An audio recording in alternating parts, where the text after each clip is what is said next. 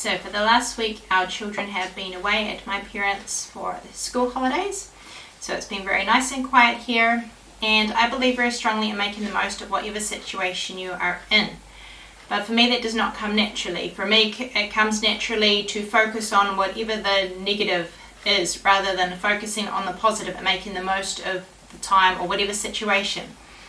So for me this week, I've made the most of not having the children here by having more quiet time, like I spoke about last week, having more time just to pray and read and not have to keep it to a short amount of time like I usually do. So it has been very nice and just to have a rest and to not be so busy. I've also been making meals that Johan likes. The meals that he really likes are meals that the children really don't like. So while they've been away, I've made a few extra meals that I know Johan likes. I've also, while the kids are away, there hasn't been much laundry or washing, so I have taken use of that to get some things washed. Like a while ago, Johan brought some sleeping bags that were secondhand and they needed to be washed, but because I already had lots of washing and it's not that good weather for drying things outside, I just let them sit there. So I've been getting them washed while the kids have been away. I've also been doing some things that just take a lot of time, like on my mum's blog, I updated the kind of background picture. I did that a long time ago and forgot how to do it, so to figure out again how to do it took a little bit of time. And also we went out for dinner one night. Actually, one of the ladies at Old Haven told us that we should be doing something together while the kids are away, so we went out for dinner, which was really nice. And the town that we went to is all decorated with Christmas lights, which of course it's the middle of the year, but they call it midwinter Christmas. And in New Zealand, when it's Christmas time, it is the middle of summer and it is light in the evenings. So in this town, they've decorated all like Christmas in the middle of winter, which is the middle of our year. So today I'm going to show you some videos that I've taken during the week of the things that I've been doing while the children have been away. But first I'm going to share 3 frugal living tips. So one of them is to use up what my husband buys. My husband likes buying food, like I like op shopping, and sometimes the things that he buys I don't always know what to do with, and so either I can take a little bit of more effort and try to use them up, figure out how to use them, or I can let them sit there until they expire and then have to throw it away. So like these are some of the things that he likes to buy. These are special kind of spices. This is curry paste, which I don't think is hard to use up. It's just not something I usually use. He's already used one of them. There's one left. And this is a Dutch mix for a Dutch meal, which we're actually going to have tonight. He actually saw that I got it out and said, oh, I'll make it. So yeah, try to use up those things, even though they take a little bit more effort. And the second one is to look for the cheapest brand. So this doesn't apply to everything. Sometimes there's a big difference between brands, and sometimes the cheapest one is not nice and nobody will end up eating it and then you have to throw it out. So for some things I do buy the more expensive brands, but for most things I don't really notice any different, so I usually buy the cheapest brand. The third one is to buy what's in season, and again I don't stick to this all the time, but generally I look for what fruit and vegetables are in season and are the cheapest. Yeah, as long as it's going to get eaten. If it's something that nobody likes, then I'm not going to buy it just because it's cheaper. So, and at the end of this video, I'm going to share an encouraging article which we got in the mail. Johan got this little booklet in the mail, and he doesn't even know how it got sent to him. Like, he's not sure how or why they sent it to him. But I found the whole booklet really encouraging. I'm just going to read out one little article that I thought was very encouraging. I hope it encourages somebody else. Yeah. But today is a busy day, and I'm going to show you some of the things that I'm doing today. But first of all, I wanted to give my perspective on something. Yesterday I watched a Christian movie, which I actually really enjoyed it. It was a really fun one to watch, but I didn't quite agree with the point that they made. And yeah, it's about a girl who's had some really hard things happen in her life, and that she's kind of suffering as a result of other people's sin, and she's starting to blame it on God and ask God, if you are good, why do bad things happen? So it's about that question, why do bad things happen if God is a God of love? And the point of the video is that God is so good and so loving that nothing bad can come from him. In a certain sense, It is true. I would agree in that, all the suffering in the world is a result of sin. God made a perfect world, but people messed it up by sin. And so all the sicknesses and those type of things kind of come from sin. They're not things that God created. But on the other hand, I see it a little bit differently since I've had Lydia. I probably would have agreed with this video before I had Lydia maybe. But one of the things that I've learned through Lydia, probably the biggest thing I've learned, is the value of the hard times in our life and the sorrow that we may have. There are things that people argue. The question, does God send hard times or pain to us, or does he allow it? Now, I actually think it's a little bit of a silly question, but when you look at it the way I look at it. Okay, so Lydia has heart problems and she has Down syndrome, and in her first year she was in the hospital a lot, and she had a lot of painful things happen to her. And there were times when I had to give consent for the doctors to do things to her, and she had a major heart surgery as well, and then she had complications from that. And some things for her were very painful. She had a lot of blood tests, and she would scream sometimes when she was having blood tests, and sometimes they had trouble getting out blood as well. And she also had when she had her complication from her heart surgery, she had fluid leaking in her chest, so she had to have drains put in, and they would get blocked up and have to come back out and get put back in and have to be cleaned. And one time I was came to see her. She was in kind of a little bit like an intensive care place, so there was a nurse looking after her. So I came in and she was getting a dressing changed on her drain, and she was crying away, and the nurses were doing it, and I was standing there watching, and she was looking up at me crying, and I was thinking, from her perspective, if she thought like an adult could be thinking, Mummy, why are you just standing there? Why are you not stopping this pain? Why are you letting them hurt me? And for me, it was really hard to see her hurting, and yet I had to let the nurses do that to her because she needed it to get better. And it gave me a really clear picture of what it's like with us and God. I was going through a hard time too, because we were in hospital, we were separated from our children off and on, and it was just a really hard time. It just seemed like it was never going to end. And I was looking up at God saying, why are you allowing this? This is hurting. Why can you not take it away? And it gave me a really clear picture. Like, after that, whenever I would start to have those questions, I would see Lydia's face looking up at me, thinking the same thing, Mummy, why are you letting this happen? And because of my love for her, I had to let her be hurt because she needed it to get better. And so now when I think of pain and suffering, I think it's something we often need to get better, to grow more like Christ, to make us more Christ-like. And okay, so in those instances, I allowed her to be hurt because it was not me doing it, but I had to allow it. And sometimes God allows hard things in our lives because we need it. He wouldn't allow it if there was no purpose to it. But there were times that I had to hurt Lydia. When we came home from the hospital, I was kind of her nurse. And when she was in hospital, she got a blood clot in her leg. It was one of things that she got because of the other things that were wrong with her.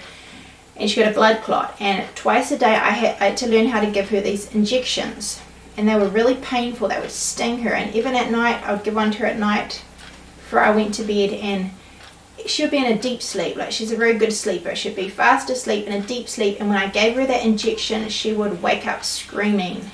And when you're a mum and you have to hurt your child like that, it is really painful. It was painful for me to have to cause her pain.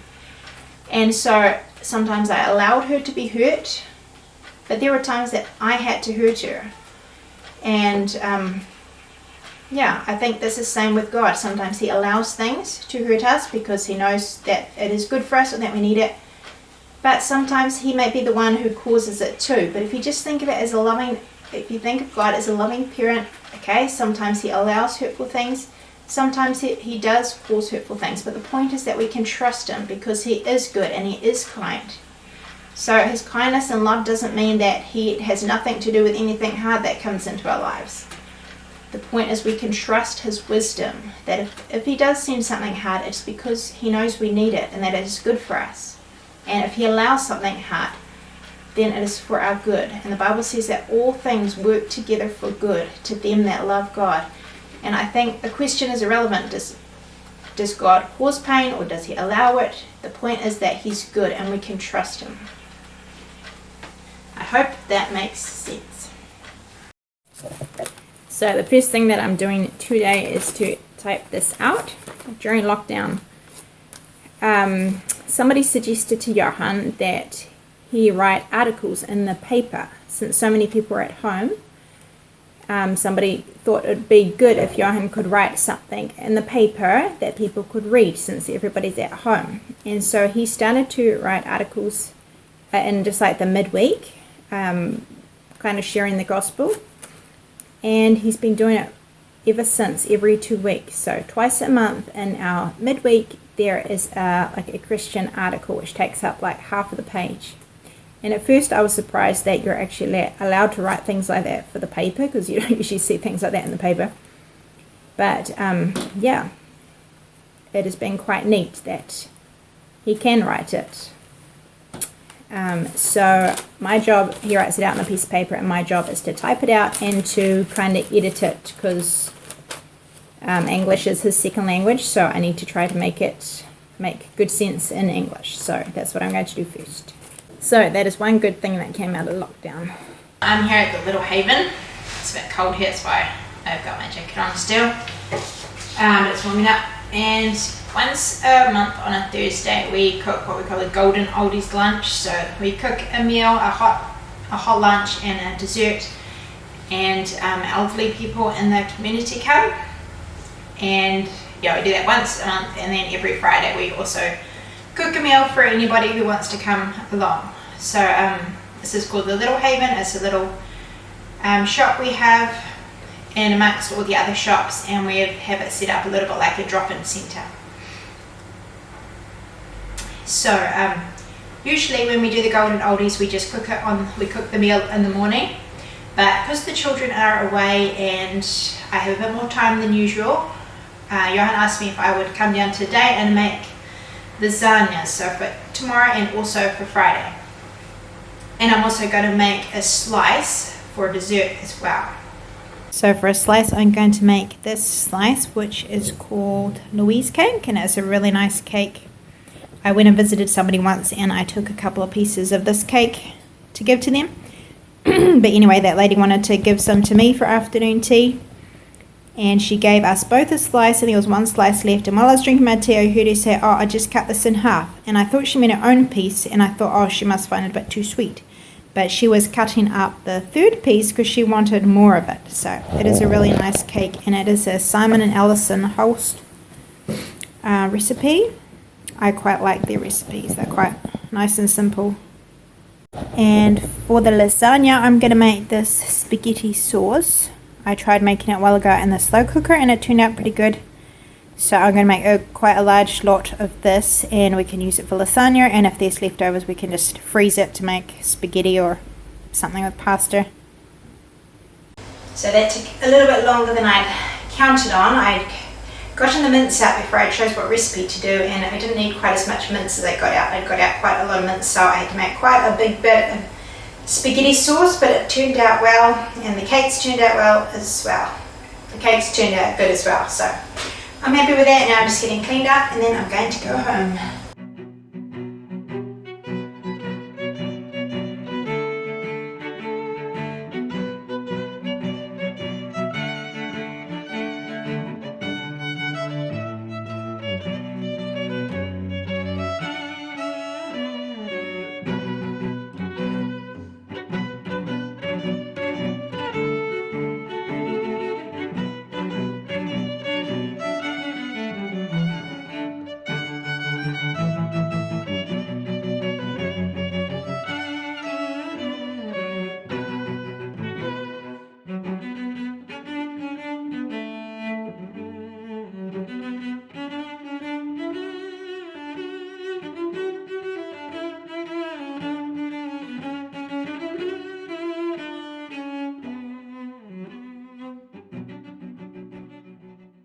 So this article is called "Our God is Always at Work."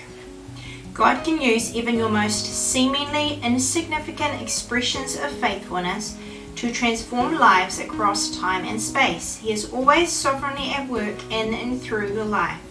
Just consider the following example from history.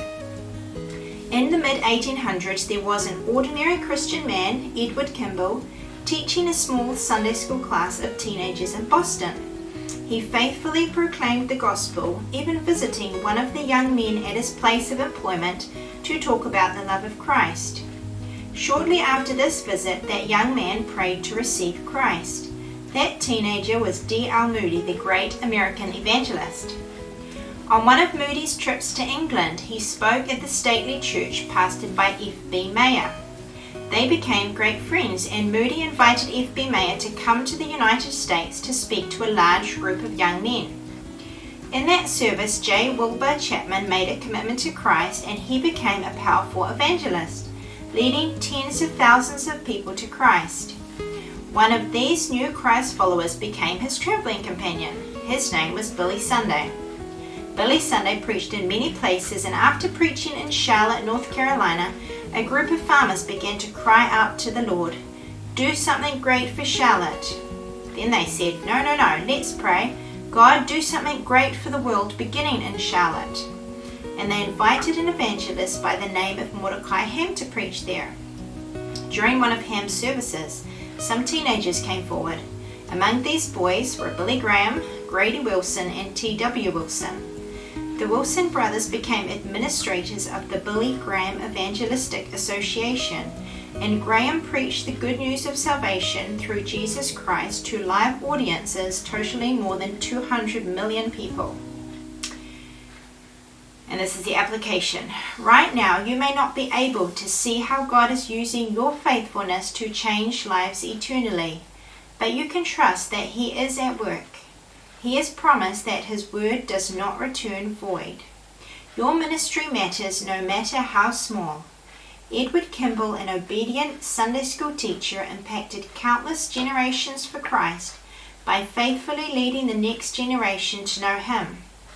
Likewise, whatever your ministry or spiritual gift, you too can be used mightily by God as you share Jesus with those He's put on your path today. So I hope that encourages you with whatever ministry God has given you, even if it's just being a mum and teaching and training your children. But I found it very encouraging, and I hope it encourages you too.